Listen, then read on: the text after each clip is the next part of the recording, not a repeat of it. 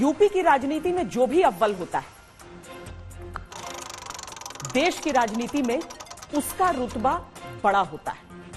UP में BJP को back foot पर लाने का श्रेय अखिलेश यादव को रहा। यहां तक कि उपचुनावों में लड़ तो इंडिया गठबंधन रहा है, लेकिन उम्मीदवार केवल समाजवादी पार्टी के हैं। यानी एक एक सीट पर टेस्ट अखिलेश यादव का ही है।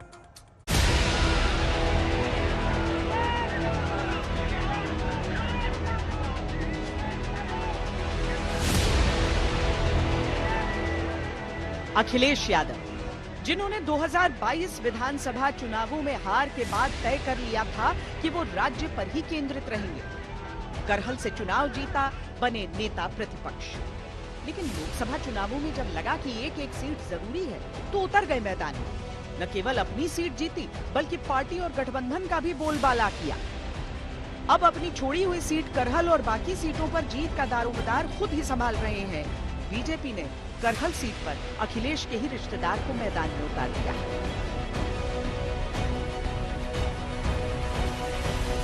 ये लोग तो परिवारवाद के खिलाफ वाले लोग थे। याद करो आप, जो लोग परिवारवाद के खिलाफ थे, आज रिश्तेदारवादी कैसे हो गए? सोचिए आप, जो लोग परिवारवाद के खिलाफ थे, वो रिश्तेदारवादी निकले।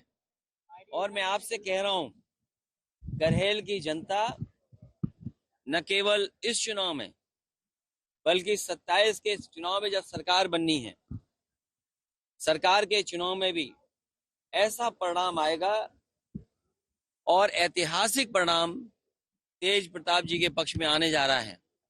जहां ऐतिहासिक परिणाम समाजवादी पार्टी के पक्ष में होगा, वहीं हार का ऐतिहासिक परिणाम भी भारतीय जनता पार्टी के पक्ष में आएगा। साफ है कि अखिलेश यादव के लिए भी चुनौतियां कम नहीं हैं। पीडीए का दम लेकर लोकसभा में उतरे थे, उसी को उपचुनाव में भी हथियार बना रहे हैं। इन 9 सीटों का महत्व इस बात से भी समझिए कि इन्हीं के जरिए पार्टी अखिलेश को 27 का सत्ताधीश घोषित कर रही है। लोकसभा चुनाव में समाजवादी पार्टी सबसे बड़ी ताकत बन के उभरी, तो जनता ने तो तय कर दिया है कि उत्तर प्रदेश का सत्ताधीश कौन है। आज उत्तर प्रदेश की जनता आदरणीय अखिलेश यादव जी की तरफ देख रही है, बहुत आस उम्मीद के साथ देख रही है। जिनका रिजर्वेशन का हक मार दिया गया, जिनको रोजगार नहीं मिला, महंगाई से परेशान जनता, किसानों की आय दुगनी करने का वादा, छुट्टा जानवरों का वादा, अग्निवीर जैसी समझ, ये जितने लोग हैं सब समाजवादी पार्टी की तरफ देख रहे हैं। और यही पीडीए है, यही वो लोग हैं जिन्होंने लोकसभा चुनाव में समाजवादी पार्टी को ताकत देने का काम किया। समाजवादी पार्टी को उपचुनाव में और ताकत मिलेगी और वही संजीवनी 2027 के विधानसभा चुनाव में समाजवादी पार्टी को जिताने का काम करेगी। आदरणीय अखिलेश यादव जी 2027 में उत्तर प्रदेश के मुख्यमंत्री बनेंगे। लेकिन बीजेपी इन उपचुनावों में अपनी पूरी ताकत झोंक रही है। हर सीट का जिम्मा नेताओं मंत्रियों के बीच बांटा गया है और मुख्यमंत्री योगी आदित्यनाथ नित नए नारे से समाजवादी पार्टी को घेर रहे हैं कि जहां दिखे सपाई वहां बिटिया घबराई। अयोध्या में नजारा आपने देखा होगा, कन्नौज में देखा होगा। ये नया ब्रांड है समाजवादी पार्टी का। एक तरफ बीजेपी के विरुद्ध लड़ाई, दूसरा समाजवादी पार्टी अखिलेश के नेतृत्व में खुद को कांग्रेस का जूनियर पार्टनर बनाने को भी तैयार नहीं। लोकसभा के नतीजों ने यूपी में एसपी की सीनियरिटी पर मुहर लगाई, तो उपचुनाव में हर एक सीट पर समाजवादी पार्टी का ही उम्मीदवार है। यानी उपचुनाव में अगर नतीजे समाजवादी पार्टी के लिए विपरीत हुए, तो अखिलेश की ही साख पर सवाल उठेंगे। ये हमारी रणनीति है, ये हमारा तरीका है कि किस तरीके से भारतीय जनता पार्टी का मुकाबला करें, उन्हें हराएं। समाजवादी पार्टी और कांग्रेस, हम विपक्ष में हैं, हम किसी को लाभ नहीं दे सकते। हम अपनी बात कर सकते हैं, लड़ सकते हैं। ये हमारी स्ट्रेटेजी का हिस्सा है कि हमारे रणनीति है कि हम लोग मिल करके इस तरह लड़ रहे हैं।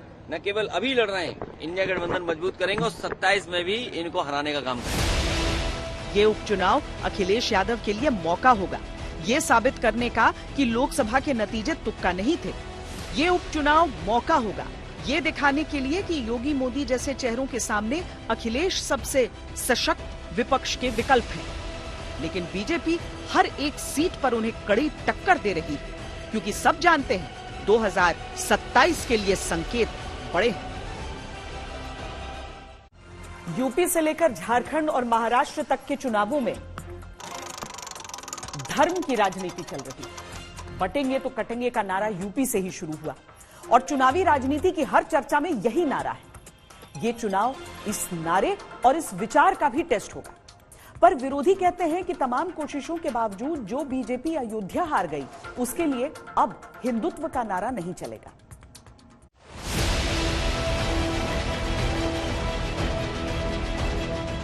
आप अयोध्या हारे, आप चित्रकूट हारे, आप प्रभु श्री राम की भूमि नासिक में हारे, आप रामेश्वरम में हारे, आप रामटेक में हारे। जहाँ जहाँ प्रभु श्री राम का वास्तव्य रहा, वो सभी पवित्र भूमि पर अहंकार का पराभव हुआ है। यूपी उपचुनावों की लड़ाई में सीएम योगी ने बटेंगे तो कटेंगे के नारे के साथ हिंदुत्व की जो चिंगारी सुलगाई थी, वो लपटों में ऐसी तब्दील हो चुकी है कि उसके ताप में पूरे देश की राजनीति तप रही है।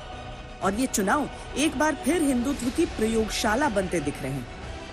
17 में कहा था, इसी मंच पर उस समय कहा था, पूज्य संतों की उपस्थिति में कहा था कि योगी जी एक काम करो, मंदिर का निर्माण करो। बहनों और भाइयों, मंदिर का निर्माण तो हो गया है, रामलला भी विराजमान हो गए। इसी मंच से मैंने और मेरे सहयोगियों ने भी और आदरणीय प्रधानमंत्री जी ने भी आपको कहा था, अयोध्या को दुनिया की सुंदरतम नगरी बनाएंगे। आज अयोध्या चमक रही है, दुनिया अयोध्या की ओर आ रही है। हम लोग बोलते थे और जो कहा सो करके दिखाया भी था। बहनों और भाइयों, ये डबल इंजन की सरकार जो बोलती है वो करके दिखाती है। अयोध्या सम्मिलित फैजाबाद लोकसभा सीट पर हार सिर्फ एक सीट का सवाल नहीं था, बल्कि बीजेपी के अब तक अचूक साबित हुए ब्रह्मास्त्र हिंदुत्व की धार तोड़ देने जैसा था। 9 सीटों के उपचुनावों की भट्टी में हिंदुत्व की आंच पर बीजेपी फिर से जीत का वो फॉर्मूला तैयार करने की कोशिश कर रही है, जहां से वो न सिर्फ उपचुनावों में बड़ी जीत दर्ज करा सके, बल्कि यूपी में फिर से मजबूत दिखे। बटोगे कटोगे का मतलब समझ ही नहीं पा रहे हैं विरोधी लोग। ये जो हिंदुओं में बंटवारा किए थे कि ब्राह्मण हैं, छोटी जात है, मौर्य हैं, पासी हैं, कुशवाहा हैं, कुर्मी हैं, ठाकुर हैं, ये सारी जातें यादव हैं, ये जो करवाए हैं, ये कांग्रेस की प्रथा रही, डिवाइड एंड रूल। वही सपा ने भी किया, वही बसपा ने भी किया। उसी को प्रधानमंत्री मोदी जी, पूज्य योगी महाराज जी ने कहा, प्रधानमंत्री जी ने कहा, एक रहोगे तो नेक रहोगे। महाराज जी ने उसको थोड़ा साफ शब्दों में कहा कि भाई बटोगे तो कटोगे, जाति में मत बटिए। जब वोट करने आप जा रहे हैं, महाराष्ट्र का चुनाव है, झारखंड का चुनाव है, उत्तर प्रदेश का उपचुनाव है, हिंदू बनकर जाएं, हिंदू की विचारधारा के साथ जाएं, सनातनी बन के जाएं। तो ये सारी चीजें उनकी पिछली सरकारों में होती थी। महाराज जी का कहना साफ था, सरल शब्दों में, कि आप जाति में हिंदू ना बटें। विपक्ष हिंदुत्व के मुद्दे पर लगातार बीजेपी पर हमलावर तो है, लेकिन जब कांग्रेस नेता राहुल गांधी रायबरेली जाते हैं तो वहां के प्रसिद्ध हनुमान मंदिर भी जाते हैं, आरती भी करते हैं और टीका भी लगवाते हैं। उपचुनावों की सरगर्मी के बीच राहुल गांधी का ये दौरा महत्वपूर्ण रहा और हिंदुत्व की पिच पर 2027 की तैयारी का संकेत भी। अब समाजवादी पार्टी के प्रत्याशियों को देखिए। सीसामऊ सीट से समाजवादी पार्टी की प्रत्याशी नसीम सोलंकी जब एक मंदिर में पूजा करती हैं तो हंगामा हो जाता है। उनके खिलाफ फतवा जारी होता है तो ये भी हिंदुत्व की राजनीति से जुड़ जाता है।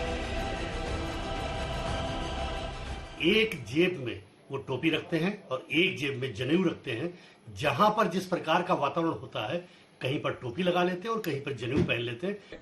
तो जिस महिला ने भी अगर अनजाने में किया है तो वो शरीयत की नजर में वो मुजरिम है और वो शरीयत की गिरफ्त में है। उसको तौबा करना चाहिए और अपने अमल से आइंदा भविष्य में, मुस्तकबिल में कोई भी ऐसा अमल न करे जिससे उसका ईमान, उसका इस्लाम खतरे में पहुंचे। नहीं, पूजा करने का जो वो वीडियो है ना, पूजा नहीं करी थी वो, किसी ने बोला इसमें जल डाल दीजिए, तो हमने एक उनकी खुशी के लिए काम करा। और मंदिर जाने में हमारे भी मजहब में मना नहीं है कि आप मंदिर नहीं जा सकते। हम गुरुद्वारे भी गए हैं, हम जो है वहाँ भी गए, क्या नाम, चर्च भी जा चुके हैं। तो इसमें कोई बहुत मंदिर जाने में हम मना नहीं है। बस ये है कि हम किसी और समाज की पूजा उजा हमारे में मना है, तो वो खैर हमने करी भी नहीं थी। वो जो उन्होंने बोला उस तरीके से हमने काम करा था। नसीम सोलंकी वो समाजवादी पार्टी की प्रत्याशी हैं, उपचुनाव हो रहा है, वो मंदिर भी जा रही, मस्जिद भी जा रही, गिरजाघर भी जा रही, गुरुद्वारे भी जा रही, क्योंकि ईश्वर एक है। और वो सबसे प्रार्थना कर रही हैं कि उनको जीत मिले, उनको इंसाफ मिले। भारतीय जनता पार्टी वो नफरत की राजनीति करती, बंटवारे की राजनीति करती है, वो बटोगे कटो जैसे नारे देती है। समाजवादी लोग, समाजवादी प्रत्याशी सबको साथ लेके चलने का प्रयास करते हैं, तो इसमें कुछ भी गलत नहीं है। सीसामऊ सीट पर 2,71,000 मतदाता हैं, जिनमें 1,10,000 मुसलमान हैं, बाकी हिंदू। अब वाकई बात सभी धर्मों के सम्मान की है या हिंदू वोटर्स में सेंध लगाने का चुनावी दांव? ये चुनावी राजनीति की बात है। यूपी में हिंदुत्व के मुद्दे पर सभी पार्टियों के बीच एक लड़ाई अयोध्या से लेकर लखनऊ और लखनऊ से लेकर काशी तक खुद को बड़ा हिंदू दिखाने की भी शुरू हो गई। जब लखनऊ में बीजेपी का पोस्टर हिंदुओं की एकता का लगता है, तो पीएम मोदी के संसदीय क्षेत्र वाराणसी में कृष्ण और अर्जुन की भूमिका में राहुल अखिलेश का पोस्टर जवाब में लग जाता है।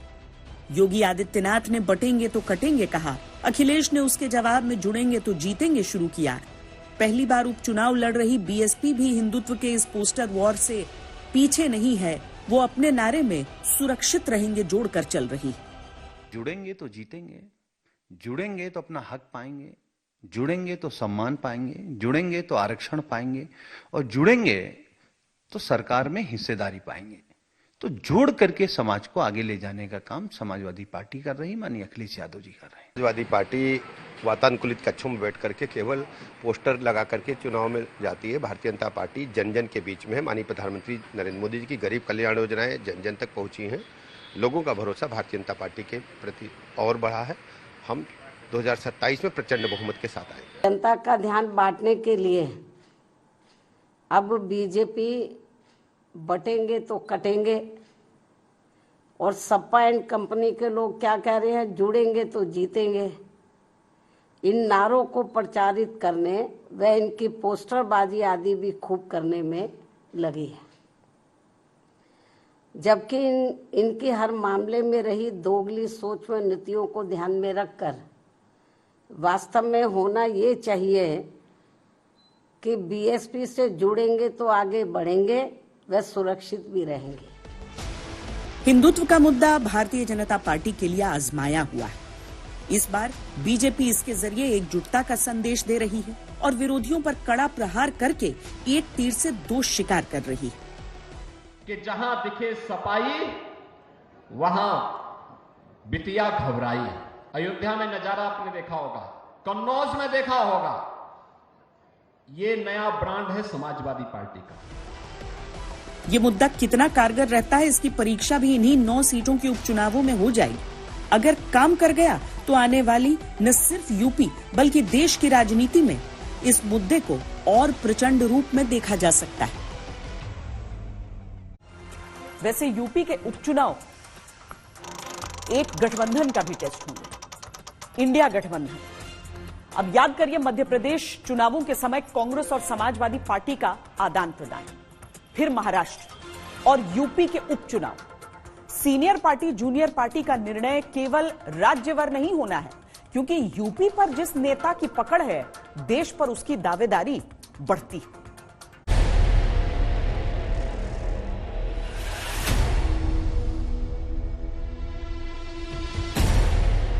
5 सीट की बात शुरू से थी और आखिरी तक थी, पर बाद में निर्णय हुआ कि हम लोग जो प्रदेश के हित को देखते हुए, प्रदेश के अंदर जो अत्याचार अन्याय हो रहा है और जो आज प्रदेश के अंदर जिस तरीके की जंगल राज कायम किया भाजपा ने, इसको समाप्त करने के लिए हम लोगों ने निर्णय लिया कि मिलकर उनके साथ लड़ेंगे।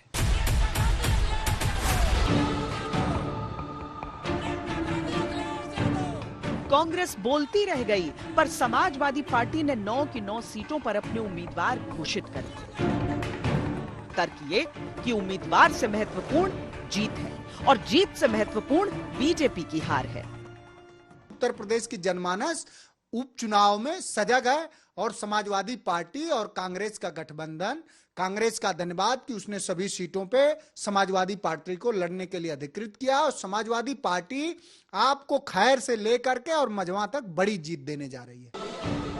लोकसभा चुनावों में इस बार कांग्रेस का प्रदर्शन यूपी में सुधरा था, पर गठबंधन धर्म की कसौटी पर राज्य में कद के अनुसार सीट देने का जो चलन कांग्रेस ने एमपी में शुरू किया तो यूपी में बारी समाजवादी पार्टी की थी। हालांकि इस निर्णय को कांग्रेस ने बहुत शांति से स्वीकार किया और साझा रैलियों पर बात चलती रही। अखिलेश यादव जी ने ये कहा है कि इंडिया गठबंधन चुनाव लड़ रहा है और संयुक्त रूप से कांग्रेस और समाजवादी पार्टी के प्रत्याशी इंडिया गठबंधन के बैनर के नीचे चुनाव लड़ रहे हैं। ये अपने आप में महत्वपूर्ण बात है और हम लोग शुरू से इस बात को कहते आए हैं कि 9 की 9 सीटें लड़ेंगे, 9 की 9 सीटें जीतेंगे और सिंबल कहां पर किसका होगा ये हमारे लिए महत्वपूर्ण नहीं है। हमारा जो आला कमान तय करेगा, कांग्रेस का अनुशासित सिपाही उस पर काम करेगा। उपचुनावों के नतीजे ये भी तय करेंगे कि समाजवादी पार्टी का निर्णय कितना सही था। अगर बीजेपी के हित में नतीजे आए तो इंडिया गठबंधन में गांठों का डर रहेगा।